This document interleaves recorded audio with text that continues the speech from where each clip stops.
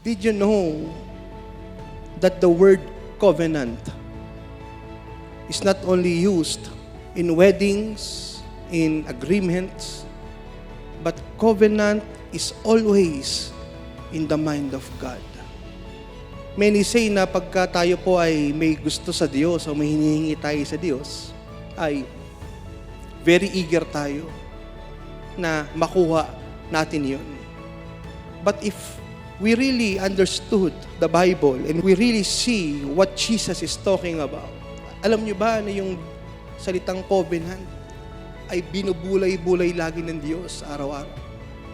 Dahil ganun siya ka-excited, ganun siya ka-desidido, na hindi lamang sa kanyang part na magawa niya yung tungkulin niya sa atin, yung kanyang ipinangako sa atin, yung kanyang mga propesiya sa atin, kundi magawa rin natin sa kanya lahat ng pinangako natin, lahat ng binitawan nating salita para sa kanya. So it is a two-part agreement. Agreement ng Lord sa atin at ang ating agreement sa Kanya. Hindi pwede magkaroon ng covenant ng isang tao lang. It must be two or more.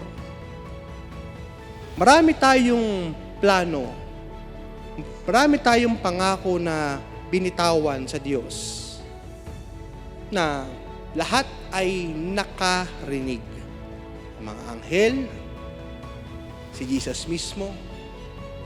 Minsan we have uttered promises and vows and make covenant with Him in our personal prayer time.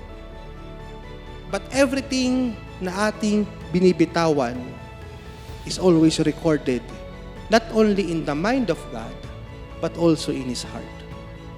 Kaya nga nung si Jesus po ay nagtuturo kasama ng mga apostol, ang lagi niyang sinasabi, make a straight answer. Let your yes be yes, and your no be no. Be directive. Wala nang pasikot-sikot pa.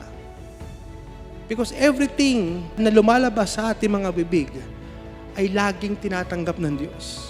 Same thing that when we speak towards Him, may nabubuong covenant lagi. Between us, between you, between Him. And same thing with Him. Everything that He says to you becomes a covenant.